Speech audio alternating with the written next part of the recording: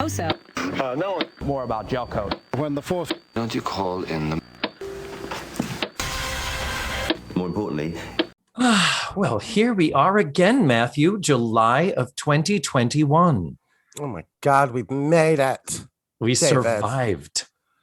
Here we are to talk about a summer vacation to Disneyland. It's perfect timing because it is summer. School is out. The kids are on the streets and hanging out down at the soda fountain, drinking their phosphates and smoking their jazz cigarettes. And it's just the perfect time. It is summer, Florida weather. It's in the low 100s.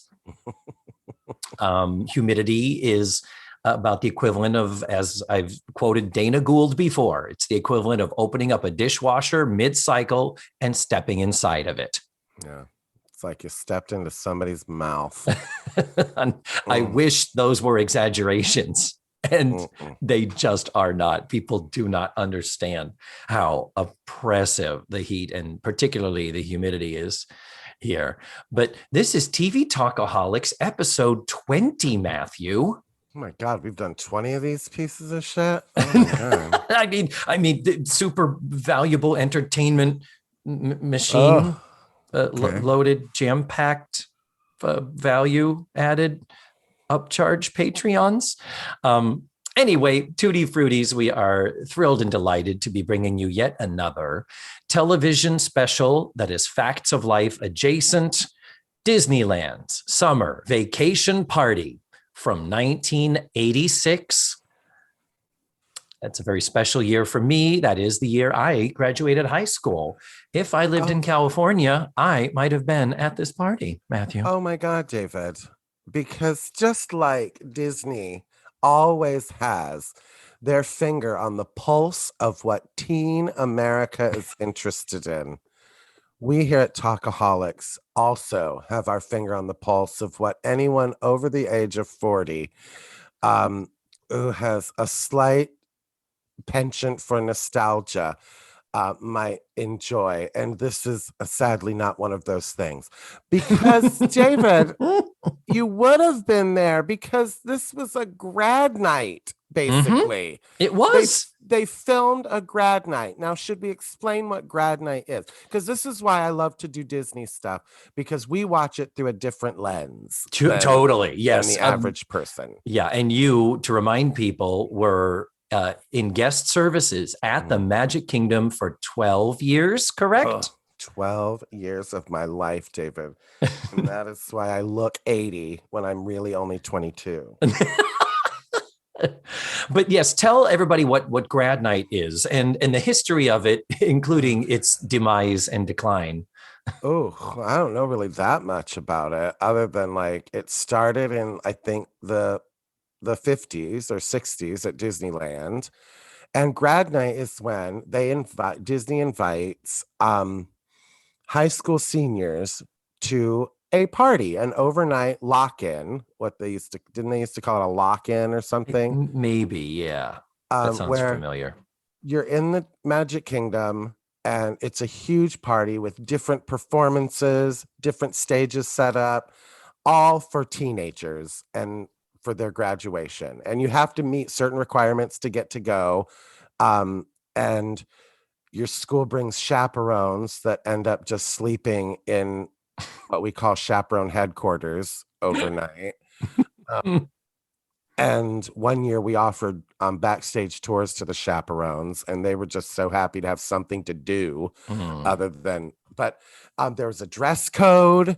I know towards the end, like it takes like specific organization and planning to keep schools that are rivals on separate nights. Oh, wow. Because grad night is an event, a separate event from your daily admission to the Magic Kingdom. And Disney often does those. And I will tell you this, grad night is second only in debauchery to another event that we used to host at the Magic Kingdom. I know what's coming. Called Night of Joy, David. Which is a celebration of Christian pop music, is it not?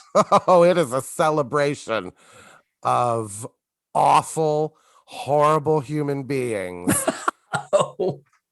screaming at you with "What would Jesus do" t-shirts on, Mm. while they scream at you and call you a fucking asshole and spit on you because they ordered their tickets wrong or they got the wrong night for Night of Joy and they wanted to be here on the night when Jars of Clay performed, but here they are on a night when Michael W. Smith is here and you're the fucking cocksucker that is. And oh my God, I've never been treated so horribly by people than on Night of Joy. Wow. And it's the again, the irony, they would be wearing "What would Jesus do" t-shirts and screaming at you. But on Nights of Joy, we would find kids in corners doing drugs. We found more used condoms in the Magic Kingdom after a Night of Joy than any other event. More booze snuck into the Magic Kingdom than any grad night we ever had. And people are always like, oh, grad night must be horrible. No, Night of Joy is worse. But anyways, this was a grad night, David. Yes. But they did have to pay, right? So is grad night or Night of Joy? Grad night. Yeah, you paid. Yeah. Or you'd fundraise to do it, like a band trip or something. Same thing. Okay. Yeah. And that's it. The term we use in the biz is a hard ticket event, meaning not the daily operations of the park. Sometimes the park hours will be limited. They'll close at 7 and cart out the people paying the regular admission. And then basically, they shut the gates. And then as the people paying for the hard ticket event come in, they get a wristband. And throughout the night, if you don't have a wristband, it's like, yeah, you were here at 8 a.m. thinking you could stick around for the villains event and get some pictures with Cruella. Not going to happen. Nope. If we're not taking your money, you're not here. Nope. The fun thing about grad night is, though, that Disney being Disney, we're not paying for people who are currently popular to perform. You would get the people that were about to be popular, yes, or the people that were popular 5 years ago. Yeah. So like in 1995, let's say, you would get NSYNC, which was just about to blow up. So there are people out there that are like, oh yeah, NSYNC performed at my grad night, but it was before they were N fucking sync. Yeah. And then on another stage set up in Tomorrowland would be Vanilla Ice, who hadn't been popular for 5 years.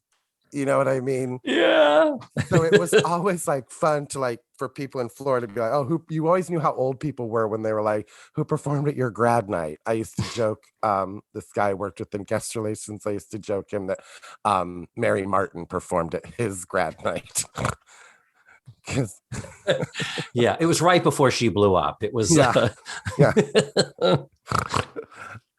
but so yeah, grad nights are always a delight, and this one was no different than any grad night. Like I was laughing every time they introduced a new act. I was like, yep, that tracks. Yep. That they would have, yes, that they would have this motherfucker here. Okay. Yeah, that's one of, I think, the most joyful things about this special is the mixed bag that they present us of.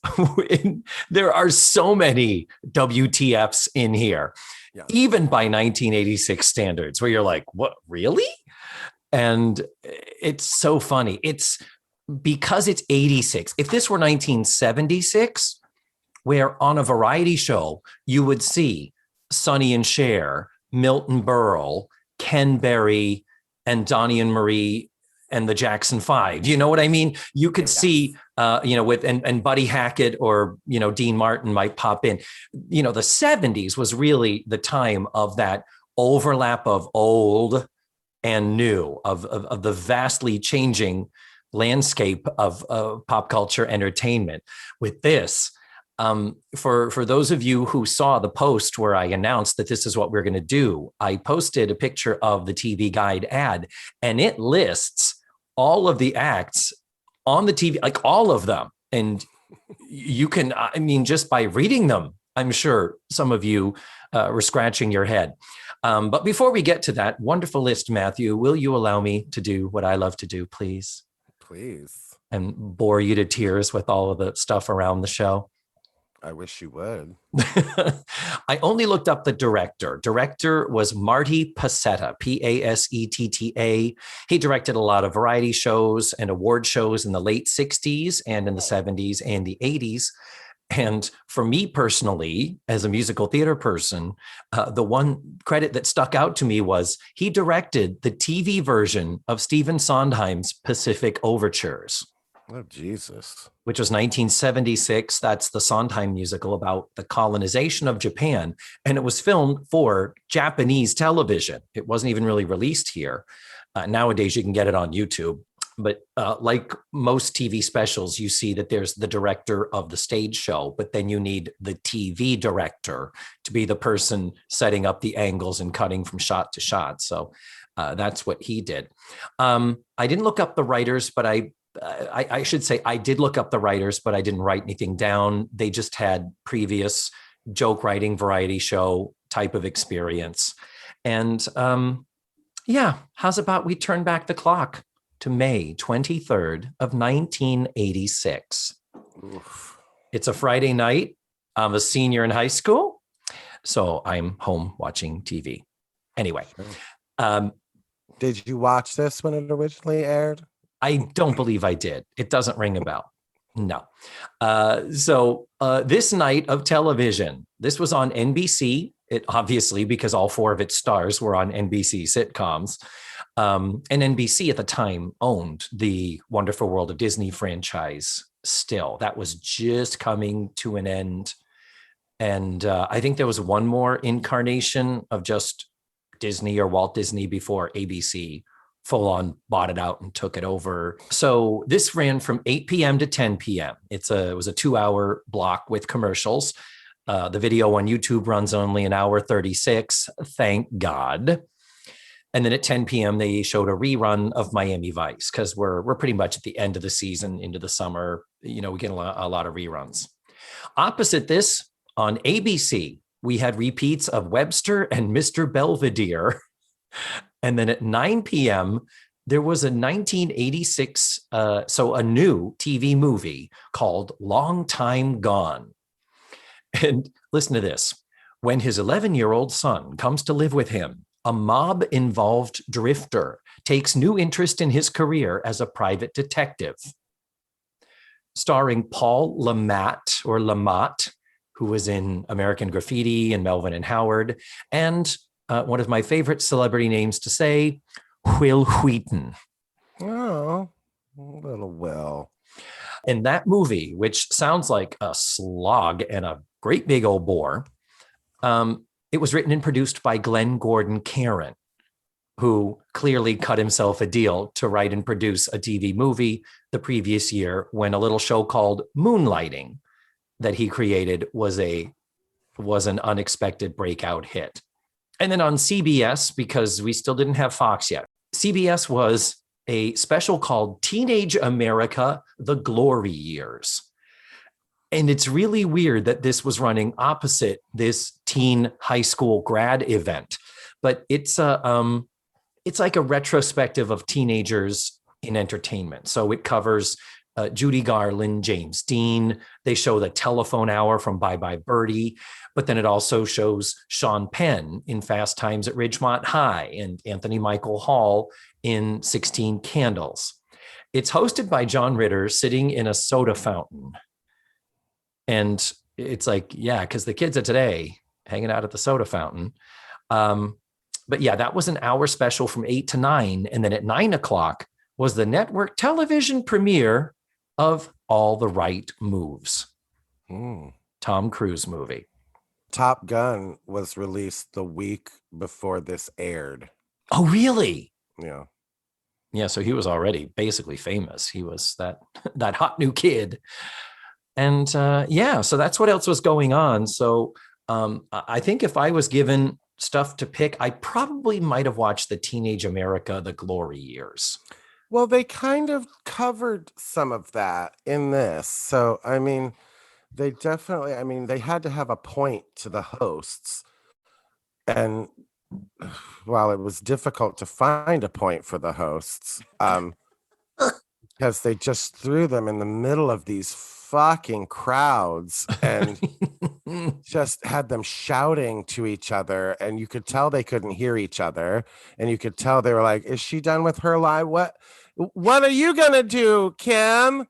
What did she say? Her live? I gotta go find my future husband, Boy George. Oh Jesus. And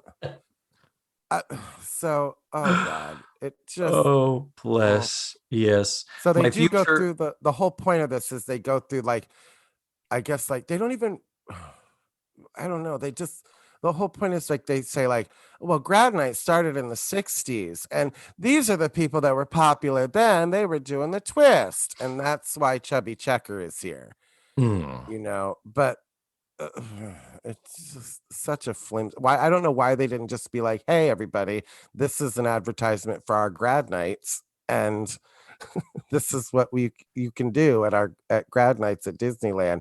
Tell your school you want to come to grad night, like because we would get people from all over the country, like oh yeah, schools from Indiana would get on a bus, and can you imagine anything worse?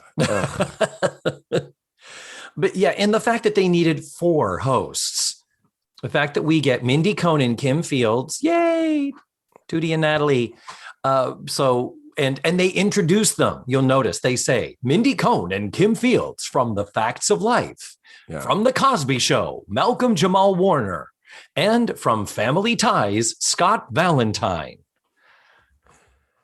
Yeah. And okay, 3 of these things belong together. Scott Valentine, bless his heart, he was fabulous on Family Ties as Nick, the sort of rocker dude, dumb as a post boyfriend to Mallory, to Justine Bateman. And they were trying to spin him off into his own show. The network liked him. He did register, but putting him in this position where, Nick, literally his lines were, hey, yeah, like he was like a Neanderthal. They tried to put, and that was when they changed the whole character of Mallory into an idiot. Yes. Just remember, suddenly Mallory was like borderline special needs, like could barely put a sentence together. But you may remember Scott Valentine also from his appearance in Playgirl magazine. Did he go full frontal, full Monty? I don't know. I was too young to buy Playgirl at the time, David. I feel like I looked that up, and I think that there's no full frontal in there. Because Ken Reed had Scott Valentine on TV Guidance Counselor, and a great interview. He is so nice and so cool, and has got such a good, clear head about being a celebrity. Like compared to the way David Cassidy was when David Cassidy was in his 50s. That sort of a thing where no, Scott Valentine is cool. He's good people in our book, and I mean, if he's Ken Reed's friend, then technically he's our close personal friend too, isn't he, Matthew? Yeah, like degrees of separation. Yeah. But something tells me this is a familiar. I feel like I did Google Scott Valentine naked, and I didn't get anything but some shirtless Tiger Beat pics that he took. I don't even think we have like the Lyle Waggoner thing where he's naked, but you don't see anything. I don't think he even has any where he doesn't have his pants on. Well, I mean, and let's just point out my big thing here, David, that I will be pointing out throughout this discussion is how old people are. I looked up every single person's age that appears on this screen. Scott Valentine is 28. Oh shit! Oh, so, wow. I mean, I'm not saying I wouldn't, blow him behind the Matterhorn. But I'm just blowing behind the Matterhorn. Mm-hmm. That sounds like a great early Neil Simon play that never got produced. But wow, I did look up some ages too, particularly the acts of. We don't want to be ageist on this podcast. We don't like to be surface or judgmental or looksist ever. Who does? But the looking at the acts of yesteryear, let's say, I was curious in a couple of instances, like, okay, so how old is Chubby Checker here? Because, these were people who literally invented rock and roll. Like Chubby Checker is a legend. Yeah. And it's like, so he did that in the 50s, but was he 18 when he did it, or was he 30 when he did it? And turns out he was closer to 18 than 30. Yep. Because I I don't think like and when I went to the Motown Museum, like it really hits you how young these kids were that created Motown. And like Diana Ross was like 17 when she first started singing, and you're like, oh my God, like you're being in just being in the Motown house, and you're like standing in the same room where all these people like, and you're like, not only were they creating such amazing stuff, they were children. Yes. Diana Ross was a child when she was doing this. So yes. But not on this show, because fucking Chubby Checker was 45 when 45, which is not that old. I don't think. It's I mean, you know, musical artists in their 40s appealing to kids, that wasn't a big thing in the 80s. That was you wouldn't know it by this show, because I think the youngest person that performed at this was Boy George, who was 24 at the time.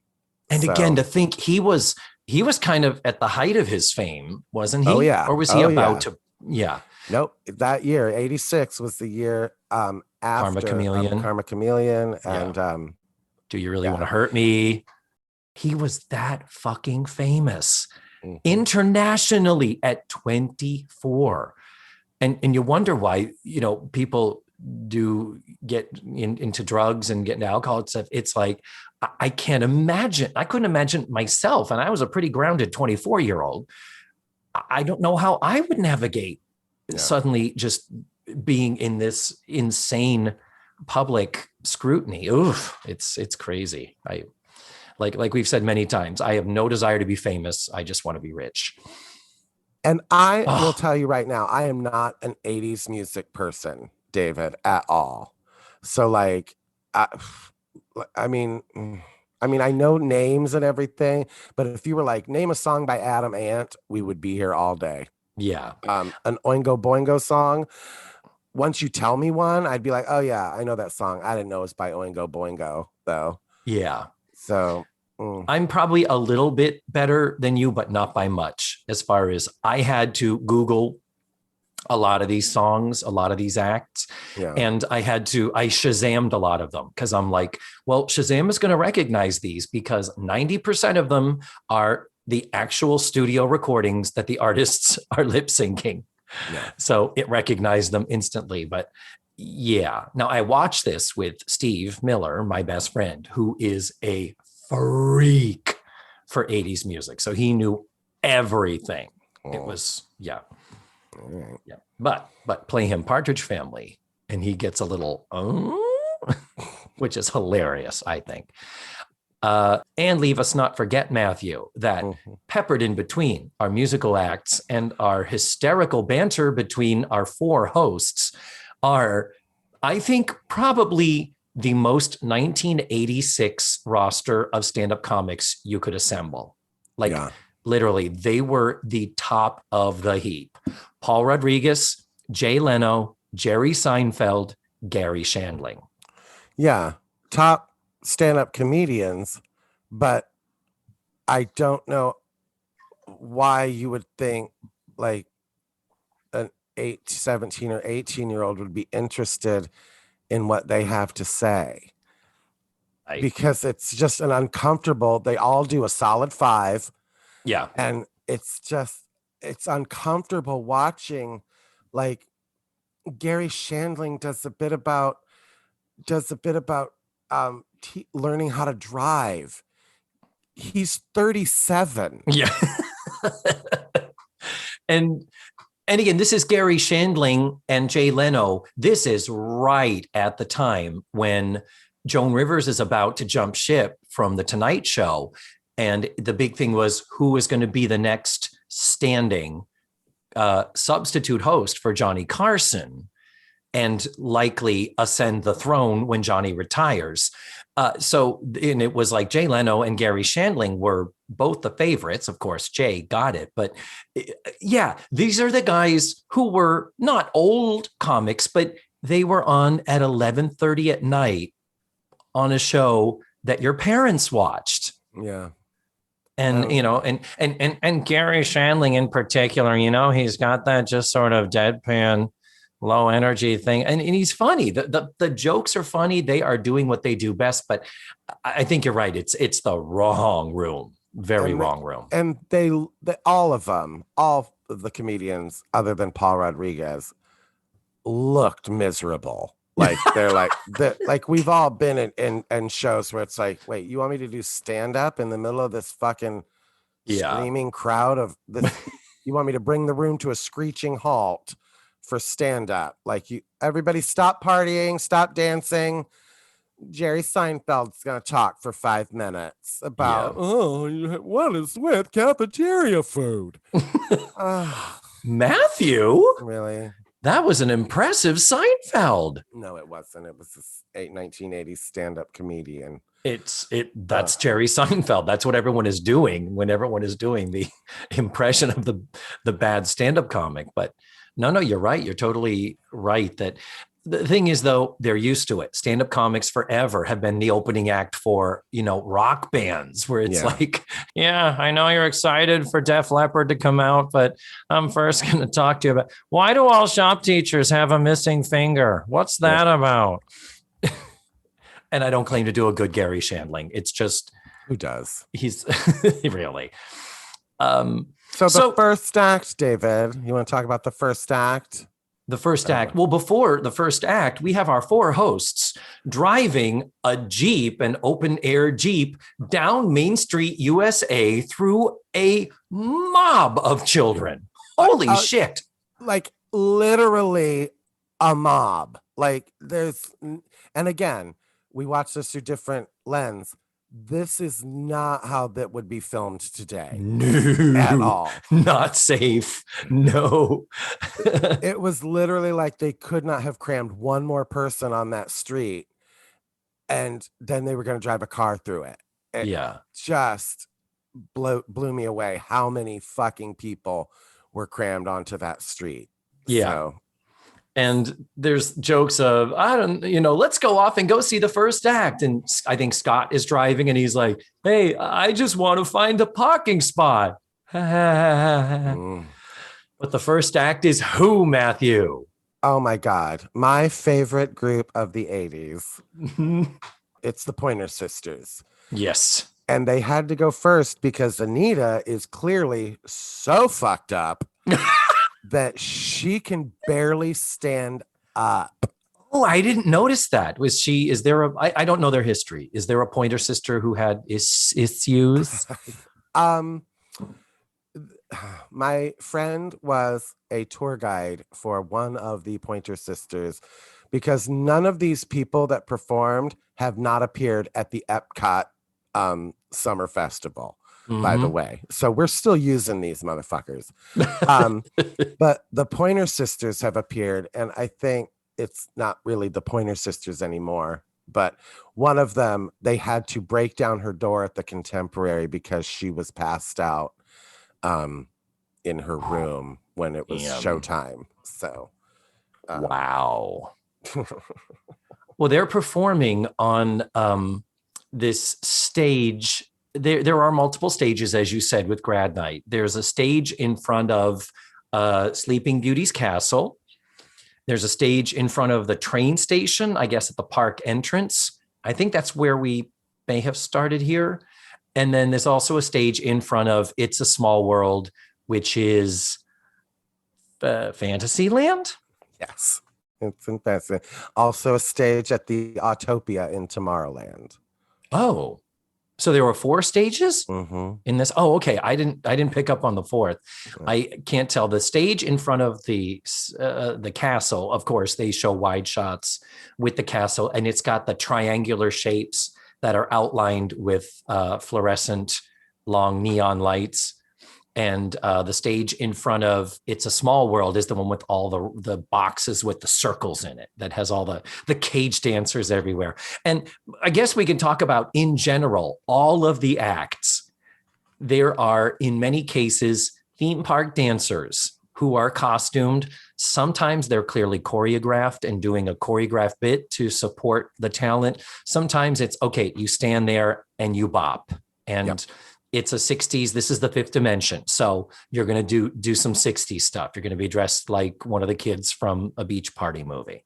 I wanted to talk to them. I wanted to find, because like the kids, they were basically the kids to the kingdom. That Totally. was the group. And the kids of the kingdom was just a group of singer-dancer kids that performed in front of the castle. I don't know if they had those technically at Disneyland, but Magic Kingdom has always had the kids of the kingdom, and which were all in their 30s. That was always the joke. The quote unquote kids of the kingdom. But I wanted to talk to them because, I mean, honestly, David, this had to be a great time in their life. Like they were the stars of Disneyland, and Disneyland is different than Walt Disney World because Disneyland can afford to hire only beautiful, talented people because they're in California and close to LA. All these people want to be movie stars and think they're going to be discovered as a Jungle Cruise skipper. So you get even a fucking Jungle Cruise skipper that looks like fucking Tom Cruise. Whereas here, it's Florida, for Christ's sake. Yeah. So you get you and me. like. Yeah. You get people that look like they live in Florida, for Christ's sake. And these people are not kidding themselves that they're ever going to be discovered at the fucking Main Street confectionery. You know what I mean? But Disneyland, on the other hand, does have that, especially in 1986, had that. But so yeah, I wanted to talk to them because it's like this had to be like a great time in their life. Like they were young, they were dancing professionally, and I just want to know, like, you know, where their careers went and like how many of them ended up on Broadway, how many of them are just like, oh, I was in a chorus line the movie, you know what I mean? Like as a background dancer, things like that. I was in Captain EO. Right, exactly. Yes. So they sing Jump, which is one of the Pointer Sisters rock. I get it. I'm with you there. I fucking love their stuff. Yeah. I'm so excited and I just can't hide it. But Jump is the song that they perform here. And this is another thing we see throughout the entire special is the teens are all dancing. They're all out there. So, of course, it's a dance party. Cut to shots of the teens. I'm sure none of them signed a release. It was just if you're in the park, we're going to film you and you're okay with it. But periodically, there are characters. There are animated Disney characters in among the teens just bopping around. And it is so jarring when you see... it's the Pointer Sisters. Oh, we just watched our Facts of Life. Oh, Chip and Dale and Tigger are dancing with the high school kids to Jump to the Pointer Sisters. And that is a thing at grad night. That is a thing. The characters just go out and dance with people. Well, they used to anyway. Yeah. Because grad night does not happen anymore, right? You know what? I have no idea. I don't think it does. I think it still happens at Universal. I think Disney finally put the kibosh on it. Same with Night of Joy, because like you said, there was just too much unsavory shit going on where the guests were just out of control. Yeah. And Disney was just like, we're done. We have other revenue streams and other ways to take people by the ankles and shake them till all the money falls out of their pockets. Yeah. I think it ended up being that, like, if we don't close the park at 7:00 and reopen it for a special event, we can make more money by keeping the guests that have been here all day in the park. And because with grad night, restaurants close, nobody's buying merch.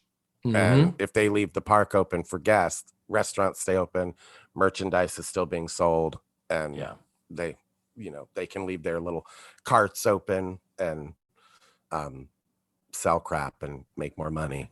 Yeah. And they don't have to hire the Fifth Dimension, right? Or shell out the fucking payday that Brenda Lee got for this. Oh God. I can't wait till we get to her. I'm with you too. I'm like, Brenda Lee, we have so much to talk about. But Brenda Lee's the one. Sing, we watched Kanga and Tigger from Winnie the Pooh dance around.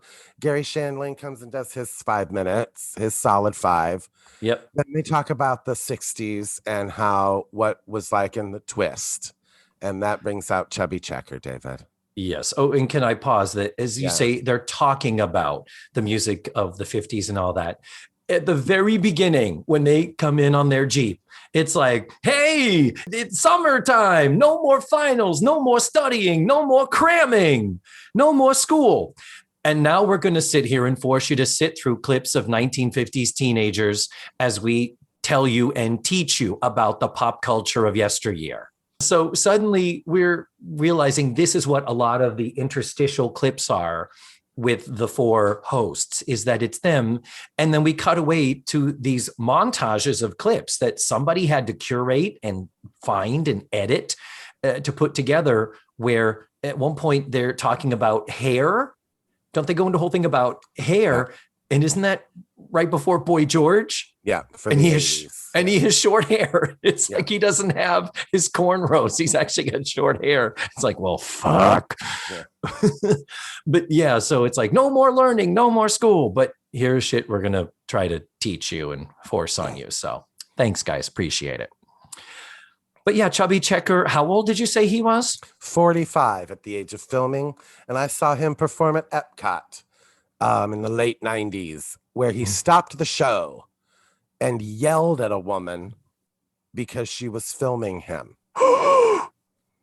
Stopped performing, stopped the show, yelled at this woman because he didn't want to be filmed by a guest in a Disney theme park.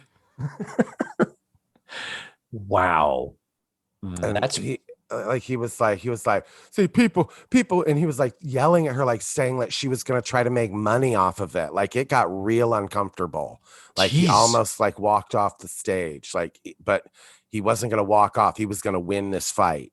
And wow. He was like, I'm not performing up here for you to make money off of me.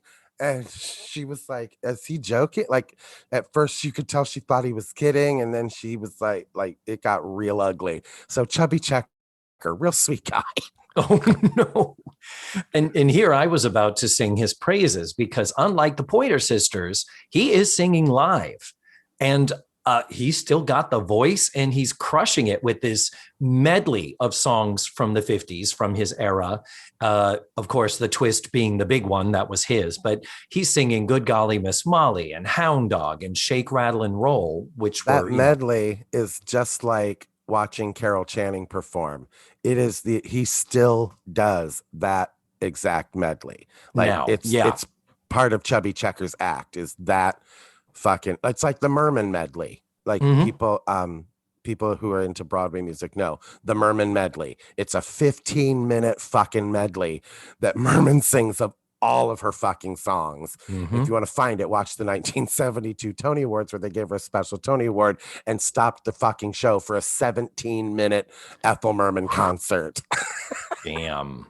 Anyway. But if anybody had earned it, I mean, honestly, if anybody had earned it. Yeah. Nobody's complaining about it, but it's she ended up doing that medley for the rest of her life. But his singing is great. His energy, he's a great performer. And even though it is one of those like, ooh, Chubby Checker.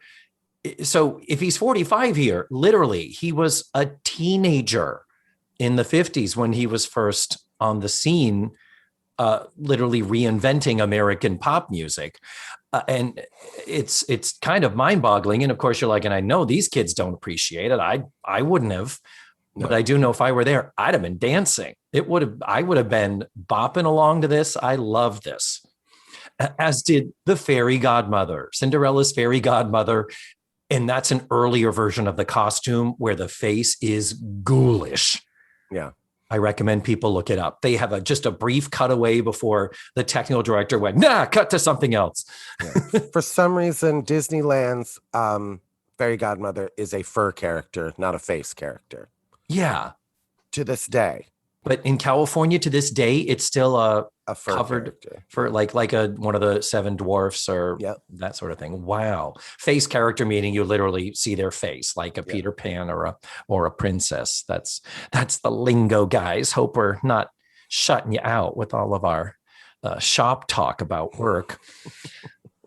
Then Mindy and Scott are the hosts, and they talk about the old days, girls getting ready and dressing up like an adult, even though they could act like a kid, which is somehow a lead-in for Miami Sound Machine.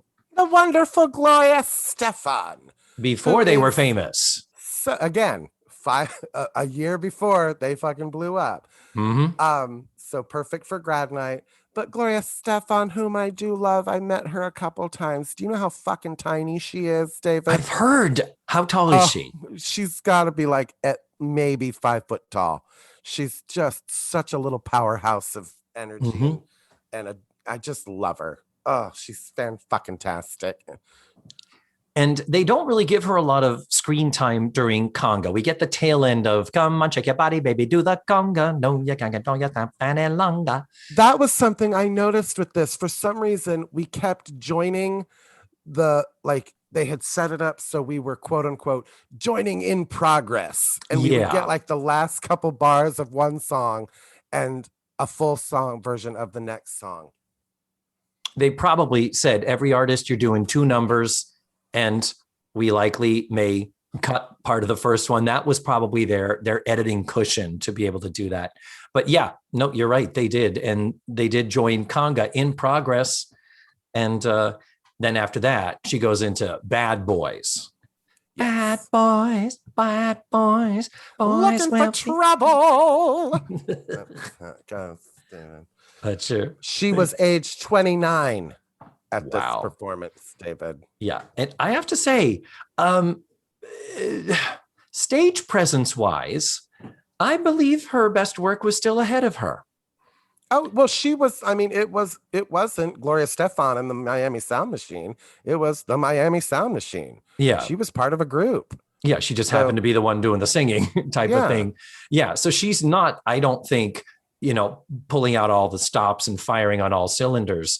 And it is interesting because I know from seeing clips of her later when she became famous more as a solo artist, it's like, no, she's a great performer. Not getting a lot of that here. She's kind of, you're right. She's kind of like blending in and not taking a solo stance here. And the thing that blows my mind is the full orchestras. They got trombone players. They've got the full fucking conga band there, but it is the record. They are lip syncing to the record. And that blows my mind. It's like, why did they even bother to bring the fake orchestra out? I mean, unless they did do it live and the sound was terrible and they just dubbed in later and hope the tempos matched. But anyway, Goofy is dancing in the crowd. It's fun to see Goofy and the big bad wolf, who has a big, long, open snout and this serpentine-like tongue hanging out of his mouth. It was quite shocking and upsetting. Then we get Kim and Malcolm introducing, by the way, they added a laugh track for their intro here. I don't know if I noticed it much for the rest of it, but it's like, even though they are surrounded by kids and the kids are all like looking in and waving and popping in like, "Hi, Mom." Yeah. It's uncomfortable. It really is. Again, we're trying to film these two having a conversation. Let's give them at least a foot of space. Like they're literally like, these kids are hanging on them. They're like bumping into them. True. And it's like, it's literally like they're trying to have a conversation in the middle of Times Square New Year's Eve. It's like, true. Oh God, they're just all on top of each other. But I love that Kim and Theo are talking about Jay Leno and the Tonight Show. Well, that's what the kids are talking about nowadays. What are you going to do tonight? Well, I'm going to stay in and watch the Tonight Show because I hear Jonathan Winters is going to be on tonight, and he's my favorite. Honest to Christ. Oh, so but the whole point is to set up Jay Leno, who actually, and I'm not a fan at all of Jay Leno, but he actually does his stuff walking through the crowd, and I thought, well, that takes balls. Yeah, agreed. He's going through the crowd holding the microphone up to people and like talking to people, and I'm like, okay, you're gonna do crowd work in a group like this? Okay, respect, I get it, but like it's all that. Oh, what about that lady? What about that lady that serves lunch? The lunch lady. Oh, her with the and it's like, do you, Jay? Because you're 36 years old. But I agree with you, and this is the only setup like this where the comic instead of being on the stage and doing crowd work is where he'd point to someone and say, well, like you, lady, where are you from? Sort of a deal. This is where he is doing his routine directly to the camera, to us. And then as he's walking through, and again, the crowd, sardines, packed up against him. And the only reason he's not bumping into people is they have to make way for the camera to be moving with him. And he's just stopping and talking, saying, so what are you going to do after you graduate? Oh, that's a pretty good. And this one kid, it's like, if he's not drunk, he must be, but he's like, I'm going to play football at Iowa State. He's like got a square top, and it's like, oh yeah, I'm glad you're going to play football. I'm pretty sure that's all you can do. Bless.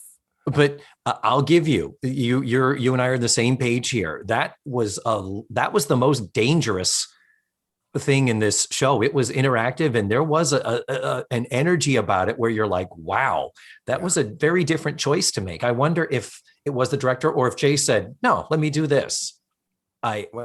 You wonder. But yeah, he's fine. And I think he's fine. I wouldn't say I'm not a fan. I wouldn't say I am a fan. He's fine. The one joke of his I always loved is that he hates that when the plane lands, everybody applauds. He's like, if they crash the plane, would you boo? I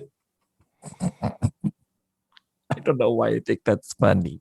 I always loved Ellen's joke about how you pay for the excitement of roller coaster, and she goes, next time I'm on a plane that experiences turbulence, I'm just gonna go woo on the airplane. But yeah, I just got off of a plane that applauded when it landed because it was a direct flight from Fort Wayne. And oh bless, the things you forget about people from Fort Wayne is that Midwesterners love to chat with you. They love to talk. Say from Fort Wayne. Mm-mm. Mm-mm. Mm-mm. Mm-mm. Mm-mm. Mm-mm. Mm-mm. Mm-mm. Mm-mm. Mm-mm. I hope you do that in your act, because that is visually very funny. I would love to see Carol act that all out.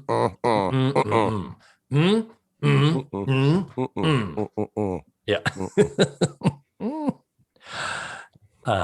So we get Suffer Through Jay Leno's solid 5. Yep. And then Theo and Scott Valentine do this bit about the 60s, because I guess Chubby Checker's setup was the 50s, maybe. Yeah. So now it's the 60s, because this sets up the Fifth Dimension, because remember, that was really their heyday. And the Fifth Dimension. Oh my God. You name one song. If somebody said name a song by the Fifth Dimension, I'd be like, Oh, well, they did Let the Sunshine In. They covered the song from Hair. Okay. So they actually do. So it's their fault that people don't realize what Let the Sunshine is about. Like exactly, like yeah. Everything's coming up roses. Like out of the show, it's a big happy hip song, and everybody's let the sunshine. But when you watch it in Hair, you're like, oh my God, that's what it's about. Oh. You leave with your fucking tears streaming down your face. Like it's they're begging you to please, for God's sake, everything's so terrible. Let the sunshine in, please. Yeah, please. Let's all stop being such horrible people. Oh. And yeah, it's actually a double. They do Age of Aquarius, and then that goes into Let the Sunshine In. So it's both of those. And just in case you were wondering, Marilyn McCoo has left the group as of this point. She was the only one that went on to be recognizable as a solo artist because she co-hosted Solid Gold, which was like the syndicated pop music kind of program, like, you know, your with American Bandstand. With Madam the Puppet on it for some reason. Yeah, we should watch a Solid Gold episode sometime. With Waylon Flowers and Madam. Good Lord. But yeah, the Fifth Dimension is still technically an active group. It's just been it's become a franchise, like the Supremes or whatever. It's just a revolving door of talent and all that. But they do a little bit of Let the Sunshine In, and then they do Snap Dance, which is a clearly more modern 80s song. It's an attempt of them to get their foot in the pop music MTV culture it's fine. It's a perfectly fine song, very 80s, and they're okay. It says on their IMDb or on their Wikipedia page, my favorite line of anybody that I looked up, it said like it has their history like up in time periods. Yeah. And then it goes like 1995, 90s to today. And it says the fifth dimension has resigned itself to being on the nostalgia circuit. And it's like, oh, bless their hearts. Wow. They've resigned themselves. Wow. But bless. It is interesting when you think of it, because the fifth dimension, it was, I believe there were 5 of them, or four or 5 of them. But their whole thing was they weren't doing, like, the edgiest thing they did was Let the Sunshine In, was that. I mean, they were kind of even though they were all African-American, they were doing kind of the, I believe it's adult contemporary. Like, that's where you didn't find them in the soul or the R&B or the pop sections of the record store. They always were kind of like, they were in the bin with Barbra Streisand. Middle of the road. Yeah. So it's kind of like, yeah, you were kind of on the nostalgia circuit before you even were nostalgia. That was the groove you kind of carved out for yourself, if I'm remembering them correctly. If I could be wrong. God I don't knows. remember them at all. So you're remembering them better than I am, David. Well, we've had the 50s for Chubby Checker, the 60s for the Fifth Dimension. So let's move on to the 70s, Matthew. And do we have to, David? I'm going to quote my notes here. 70s, ELO, no idea, I got nothing. Oh, the ELO, it's a cult to me. It's people that like the ELO, or people like me who have no fucking idea what it is. And again, if you said name a song by ELO, I'd be like, can't even tell you what ELO is. ELO did the music for the movie Xanadu. Oh, for Christ's sake.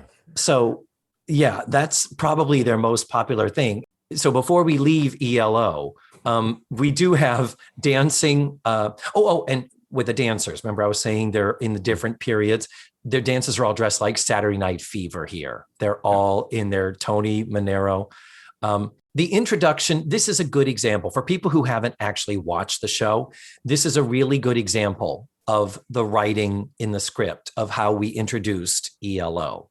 So they're just talking and someone says, well, we got to get on to the next act, PDQ. And Scott Valentine says, pretty darn quick. And they said, that's right, because we want to introduce ELO. And he goes, Electric Light Orchestra. And he goes, yep. And they're A-OK. And he goes, and that's A-OK. So do you think I could get a job as a translator at the UN? That's the level of humor. So that's why we're not spending a lot of time on them. So then Kim and Seinfeld. Yeah. Well, Kim and Mindy are scoping out the boys before that. But then sometimes the acts introduce the things like ELO introduces Jerry Seinfeld. Yeah. And who is 30 and 30. Doing jokes about Cub Scouts in high school again. Mm-hmm. And again, it's like, I wouldn't even. I mean, I guess you're writing for your gig, and Jerry, more power to you. You're one of the most powerful comedians in the world. So, and I'm doing a podcast for 8 people, so I get it. I get it. And I'm not. Again, I'm fully aware of the irony, dear listeners, of my armchair critic over here. But it's just painful. And it's not that it's painful to watch. It's very 80s stand-up. It's very 80s stand-up. It's very stand-up of its time. Stand-up has changed over the years. So then introducing the next bit is the 4 hosts again. Now, when we pair them off, usually, do you notice they have paired off Kim Fields and Malcolm Jamal Warner and Mindy Cohn and Scott Valentine? We are, there's a clear racial divide here, shall we say. Well, it's either that or boy, girl. I know. Hot. Yeah. But now in this case, the 4 of them are standing together and it looks like the boys have their arms around the girls, but we have swapped partners. And it's like, oh, good. So they're all fucking each other. That makes me feel better. Yeah. So now we get to using words like recording star and do words like legend. What does that say to you? And it's like, well, we're not talking about me. I think it's Scott gets the dumb guy punchline again. Oh, no. The moment we are waiting for, ladies and gentlemen, if you do not watch any of this special, pop into the YouTube video around 46 minutes because you need to see music legend Brenda Lee. Holy shit. David. I mean, okay, tell me what you want to say about her. I'm fascinated. Okay, you know how it was always a little bit jarring to see, like, on the Emmy Awards when the Golden Girls would show up and Estelle Getty would be there with her actual red hair. Mm-hmm.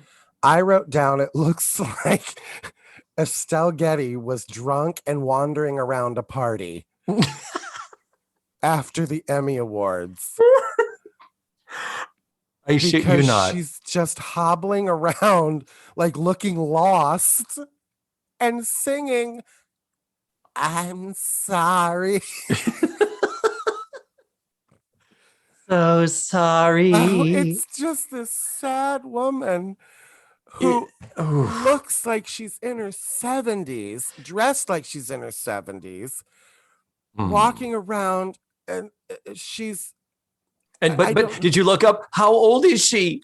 My God, David, at the time of filming, she was 41. 41. I looked it up too. My notes, I shit you not. I put glasses on her. She is Estelle Getty at the Emmys. I shit you not. That is exactly what I did. Because first of all, she's tiny. I looked up. She is 4'9". 4'9". She's legally a little person. Tiny. She's got this Houston, we have a problem, teased up hair. Wig, David. That was not attached to her head. You don't think so? No, okay. That was not her hair. I paused it and looked real close. Yeah. But it was because remember, Brenda Lee was more of a country western singer who happened to have some pop tunes. She's a Southern lady. This is a higher the hair, closer to God, teased up. She belongs in church. She looks like a televangelist wife, I think is what Steve said when he saw her. But that's just it. And she's wearing this blue sequin dress with big wide shoulder pad. It looks like Nell Carter's mini dress, and they put it on her because it looks so oversized, and she has no shape. She's just this big blue shape below the neck and this big red lollipop over the neck. It's so odd. And I mean, not youthful. It's a royal blue sequin. She looks like a Bob Mackie garden gnome. It's like a Bob Mackie Mother of the Bride dress. Oh my God. And just I had to look twice when I looked up her age. I could not believe she looks, and even in the close-ups, looks 65 years old. She does, which is how old Estelle Getty was in the 80s. Estelle Getty was in her mid-60s. Oh God. Playing an 80-year-old. But here's the thing. I did look up because I was like, well, if she's only 42 here, what the hell? She does sing 2 songs. She sings 2 Hearts while she's wandering aimlessly through the crowd. And then somebody helps Grandma up to the platform. Where they put her on a podium in the middle of this nobody ocean. Was like, bitch is going to fall off of that. There's nothing for her to lean against. There's nothing for her to hold on to. Oh I would God. be nervous about standing on that thing. Thank you. Yeah, when we have a spotlight on your face, you get vertigo. You lose your what am I trying to say? Your equilibrium really easily. Yeah, that's some scary shit. So I did look her up though, because I'm like, she, of course, we mostly hear her on the radio now because of Rockin' Around the Christmas Tree, which was not a hit when she first recorded it, but it later picked up steam with the radio playing all that. That was 1958. She was 13 when she recorded it. She was a child star. Like she was like 11 or something when she recorded like I'm Sorry or whatever. It was holy shit. Yeah, she was a child star. and star being the operative word. It's like when you do say, for how many times I'm like, what is she doing here? What is happening? I did look, and it's like, she was a huge recording artist, tons of hits in the late 50s and 60s. And between 1960 and 1962, she had 9 consecutive top 10 Billboard Hot 100 hits. And that was a record for a female solo artist. And that record would not be broken until Madonna in 1986, later this year of this broadcast. So as of this recording, Brenda Lee still is a record-holding, record-setting famous recording artist. And you're like, okay, I guess that's why you might include her, but the biggest hit, though, was I'm sorry, so sorry. And I mean, I guess we needed a slow dance in here somewhere. They couldn't all be high energy, but I'm so happy that you were as amused by her presence as I was. Oh, my God. I lived for it. I'm with you. Please, people, if you watch nothing else, watch Brenda Lee. And then at the end, catch the moment when they're doing the big finale, the big free for all, where they're all singing, dancing in the street. And she's on the stage bopping next to Kenny Loggins. Yeah. Who is 6'4", by the way. So it's just this. Oh my God. It's so funny that we both were like Estelle Getty. It looked exactly like Estelle Getty at the Emmys. Mm. Yeah. Mm-hmm. So after that, Kim and Mindy come back and talk about hairstyles and fashion, hair today, gone tomorrow. And you mentioned it earlier, Matthew, as did a message I got from Tutti Frutti Peter B., who also had to point this out in case we missed it. Mindy Cohn introduces Boy George as her future husband. Yeah. Oh, the things we didn't know back then. But didn't we, though? I know, really.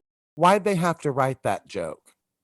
Yeah. Like, to dissuade rumors that he was gay. You know, like, nobody didn't know that Boy George was gay. Nobody didn't know. We all knew. Well, he did fess up to kind of swinging both ways. That, right. You know, that buy now, gay later kind of a thing. Right. But which it's was just the fact that they didn't have to write that joke about Chubby Checker. They didn't have to write that joke about anybody else. They had to write it because I will say the girls do seem legitimately excited about Boy George. Mm-hmm. Like, and they are in the front row awkwardly. Like they did. There was times when it's like they didn't know they were on camera throughout this. Yeah. Where like after his performance, you see them like Mindy Cohn leans into Kim Fields like, we have to go. And like points like away. Like I'm like, well, that could have been edited out. So anyway. Yeah. So Culture Club is there with Boy George. He doesn't have his long hair, no braids. Dancing in the crowd is Captain Hook and the Queen of Hearts from Alice in Wonderland. And then at one point, it cuts to Pinocchio dancing with a character who has a big beard. Who the hell was that? I didn't recognize the character. Was it Geppetto? It was a dark beard. It's the villain in Pinocchio. Oh, Stromboli. Stromboli, thank you. Yep, that's totally Stromboli. Okay, yep. Cool. Wow. That is at 52 minutes, 21 seconds. And the character, I've never seen that character. Has that character ever been here in Florida at Disney? Yeah.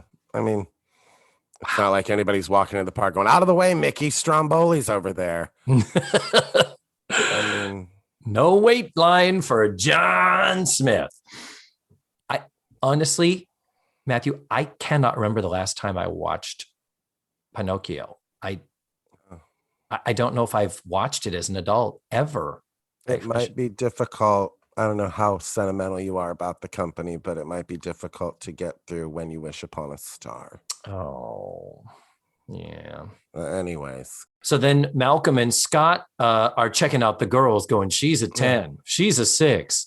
And then they start doing some dumb number wordplay and they get to top 40. And who has a top 40 hit? The Bangles. And they sing If She Knew What She Wants. Yeah.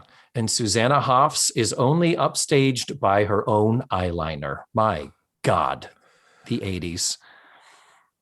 I mean, they're the Bangles. What are you going to do? They're they fine. Were It's biggest, 80s. Biggest girl group of the 80s, I guess, weren't they? Well, next to the Go-Go's. I think Go-Go's might have been a little bit bigger. But they're fine. All girl group. There it is. It was fine. Scott and Mindy introduced Paul Rodriguez, which, by the way, his show, AKA Pablo, that ran from March 6th to April 10th of 1984. That's a month, people. It only ran a month. But other people who were on that show as members of his family, Hector Elizondo, and a young child star to be Mario Lopez. Yep. So after Paul Rodriguez, we have the Fabulous Thunderbirds. Again, if you said name a song by the Fabulous Thunderbirds, I'd be like, I don't even know what that is. I don't either. I didn't realize when I looked them up and I saw the name Kim Wilson, I didn't even click on it because I was like, well, I don't see a girl on the screen.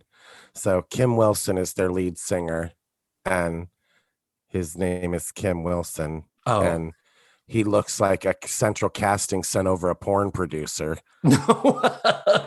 My thing is, I thought that they were one of the old groups. Like I watched this, I was like, oh, this is one of the contemporary groups? Really? Because he looks 45. He's 35. Yeah. But he looks like a 48-year-old dude doing karaoke at a bar. And then he's going to go film somebody for their porn debut, like in his apartment. The special lost me here because I had never, ever heard of the Fabulous Thunderbirds. They sing a song called Tough Enough. Yeah. And I'm like, okay, next. What were you going to say? Next. I was like, next, Oingo Boingo. Oh, not yet. We have the Minnie Mouse 1980s theme park number. Went right past it. You did? I was like, oh, God. In the middle of this, they thought we need to kill for time. Let's have Minnie Mouse do a fucking number. Yeah. A straight up theme park musical theater number from a show somewhere in the park with Minnie Mouse wearing a big baggy sweatshirt and a little yellow mini skirt and a string of pearls and, the big fluffy bow like a Cyndi Lauper thing. It's like Minnie Mouse is so hip and modern in how she dresses. Yeah. And Mickey's in the back banging on a grand piano, but it's mostly a number for the dancers. And it's just, hey, Minnie Mouse, Minnie's cool. It's Minnie Mouse. Dun. It's at 1 hour and 7 minutes. And it's kind of like, okay, if you need a quintessential example of a cheesy theme park show, this is it. This is the type of thing you and I hope and pray we never are asked to do because we know you can't say no to any work that they offer you. So then after that, we get Oingo Boingo. Oingo Boingo. I know that name, but if you said, Matthew, name a song by Oingo Boingo, I would be like, I got nothing. They were cool because they kind of straddled the line of novelty music and pop music. Like they would be on your top 40 radio, but then they'd also be on Dr. Demento on Sunday night with one of their weirder songs. And you know who the lead singer is? Did you look that up? I looked it up. Were you surprised? I was surprised. Who is the lead singer of Oingo Boingo? That cute little ginger boy. Fucking Danny Elfman. Mm-hmm. I say. And he's a classic example. They need to show his picture to every young gay that thinks they are never going to get old and ugly. No shit, no. Show them a picture of Danny Elfman at 25 and show him one today because he looks like the goddamn Crypt Keeper, which is appropriate because he wrote the music for Tales from the Crypt. But this is what he did before he became a famous film score composer. And that all came about because Tim Burton and Paul Rubens were both fans of Oingo Boingo. So when they were making this little movie called Pee-wee's Big Adventure, they said, well, let's ask him if he'll score the movie. Well, who knew it was going to be popular. Cut to Tim Burton doing Batman, literally reviving the entire superhero movie genre with the Michael Keaton Batman. And now Danny Elfman's doing that score. And of course, Danny Elfman wrote the music and the lyrics for Nightmare Before Christmas. And he sings the role of Jack Skellington. The acting is Chris Sarandon, but the singing of those, that's this guy here, this adorable little ginger twink. I'm like, oh, hi, how are you? Yeah, and look him up now. Yeah, I won't. I'm okay, thank you. But here's the deal. It's a pop tune they do, but when it gets to the chorus and the chords start getting weird, this doom, doom, doom, doom. When it gets to the chorus, you're like, oh, I hear it. Because he's kind of known for weird. Like compositionally, Danny Elfman's stuff is magnificently and beautifully weird. And you hear it there. You totally hear it, that influence. Then we go from this modern, the modern day Mozart of Danny Elfman to the Righteous Brothers. And I wrote down nothing like having a grandparent show up at the party.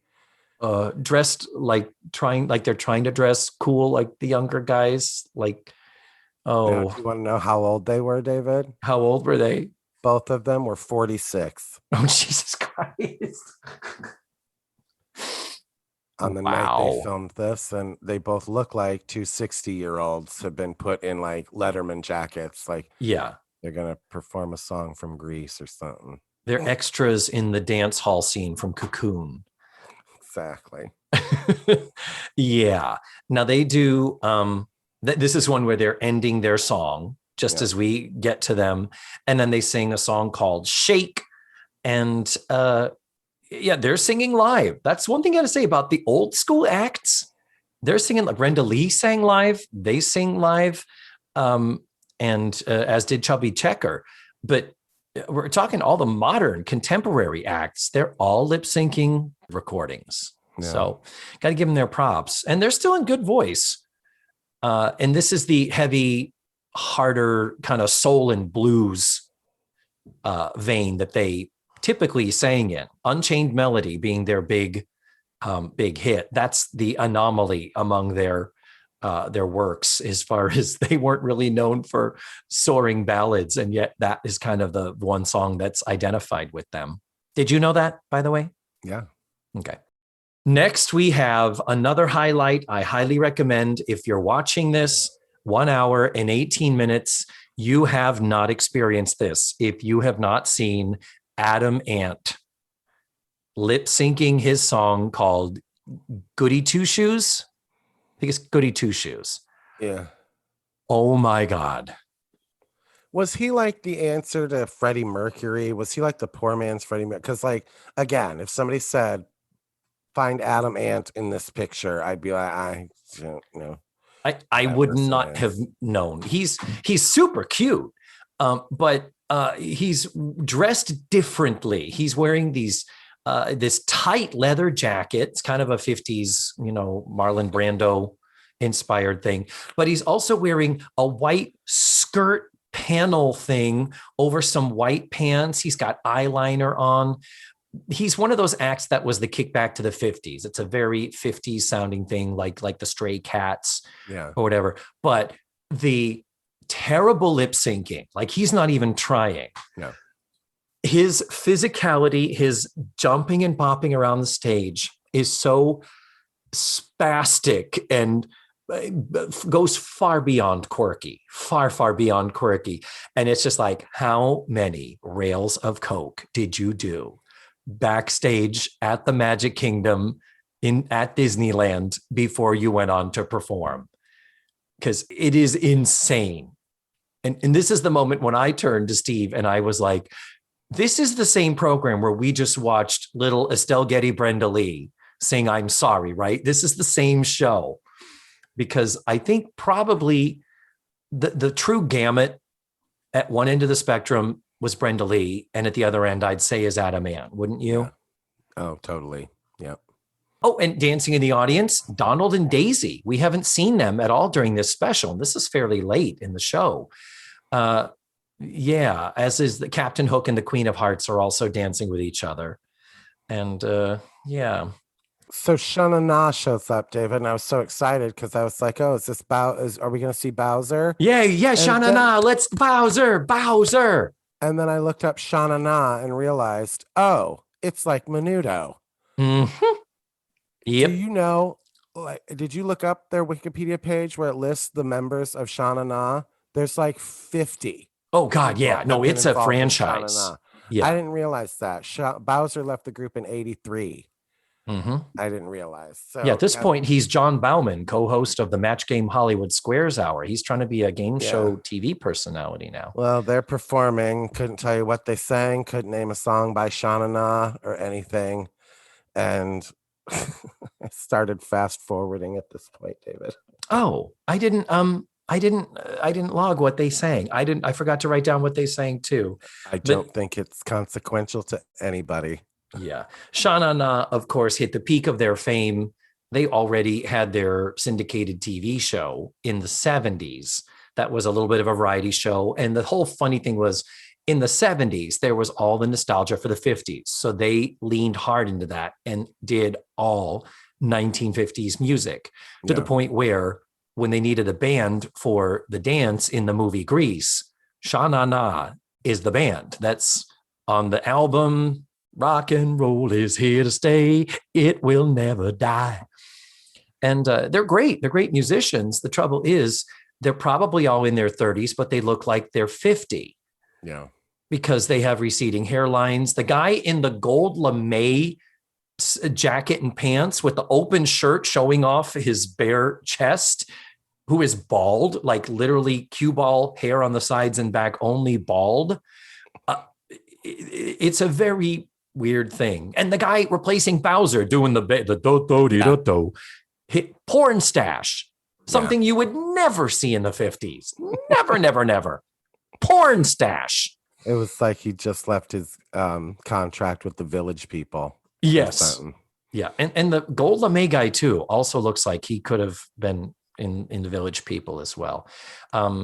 Yeah. So the biggest star of the night, I'm guessing, he gets the closing spot, David. Mm-hmm. None other than. And I'm not mad at him. Kenny Loggins is not difficult to look at. Nope. He is 38 the night they performed this. So he is 2 years younger or 3 years younger than Brenda Lee. She looks like his fucking grandmother. So, ouch. Well, he decided to sing Danger Zone, which was from Top Gun, which was released a week before this aired. So it makes me think that the people that were listening to him sing this at that night had never heard that song before. Oh. Like, I'm wondering if this was like the big debut of the song Danger Zone when he filmed it, because obviously this wasn't shown live. Yeah. So like if the movie came out 2 weeks beforehand or a week before this aired, because this aired May 23rd and Top Gun came out like May 18th or something like that. Wow. So those people are all, what the fuck is this? Thankfully, he then goes into Footloose. Yeah. Oh, love it. Footloose. You got to give him credit. Kenny Loggins, his music it's got a beat to it. It's got energy, but there's also a guy drive to it. Like you get why men listen to Kenny Loggins. And because of Pooh Corner. Yeah. Is that what it is? Back to the days of Christopher Robin. I don't know that. I'm not familiar. You don't know that song? No. But my favorite reference is he says, after he's done performing, they gave him plenty of time. He says, I want everybody to dance. I want this to be like Feet Across America. Because at the time, Hands Across America happened on May 25th, 1986, David. Oh my God. It was like about to happen. And do you remember the song Hands across America. Oh my God. It was like such a wannabe We Are the World. Oh, It yeah. was, and it didn't. And it just was And like, and it didn't really work, did it? Like, united we stand, divided we fall. Hands across America. Oh, it was awful. so the feet across America is because he wants all of the kids to be dancing. So they sing a free for all big fucking finale. Everybody on the stage, every stage, all simulcast, confetti flying out of the confetti canyons, dancing in the street. Yeah.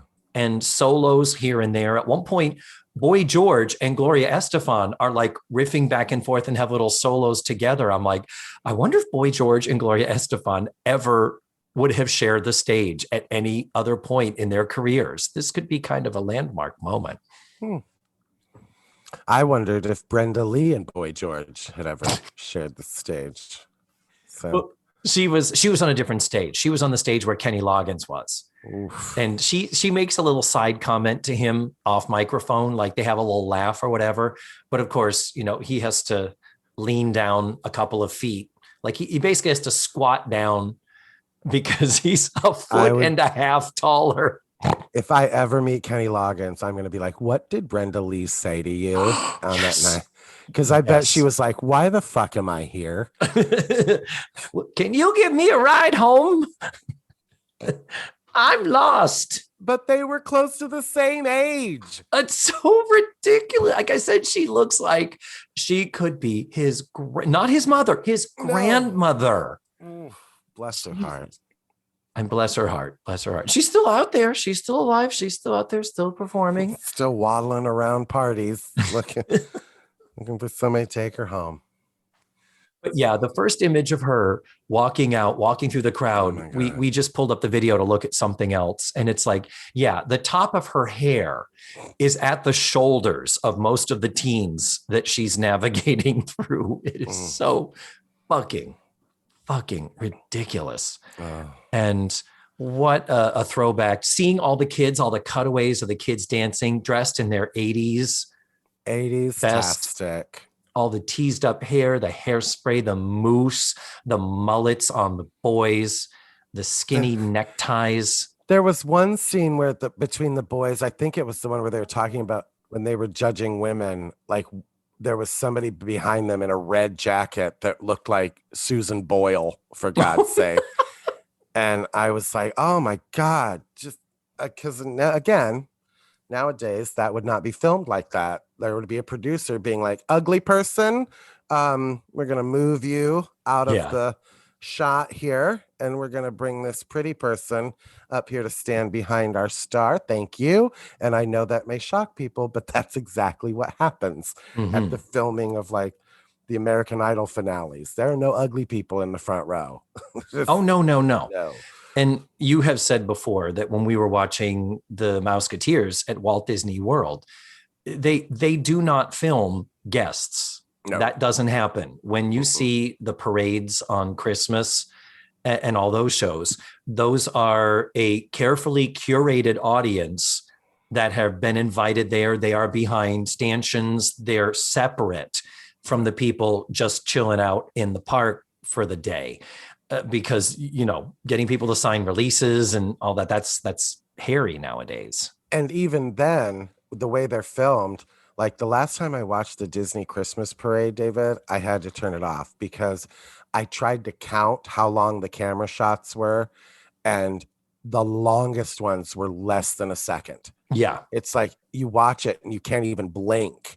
And I know people think I'm exaggerating, but watch the most recent Disney Christmas parade. Crowd shots, performance shots, it's all bang, bang, bang, bang, bang, bang, bang, bang, bang, bang. Camera shot, camera shot, camera shot, camera shot, camera shot. And it's like I was having a seizure. I couldn't watch it. I know I'm an old person, but Lord have mercy. So even if you do get to see yourself for a second, less than a second on screen, there are no ugly people. Let's just make that clear. And you've been costumed. They handed you your fucking ears. They handed you the t-shirt that you're gonna put on, and the Disney whatever popcorn bucket we're selling at this point. That's going over your shoulder. And yeah, so I loved seeing the uncoordinated background people who were like surprised to see themselves on TV, because that would not happen at all. No. Yeah.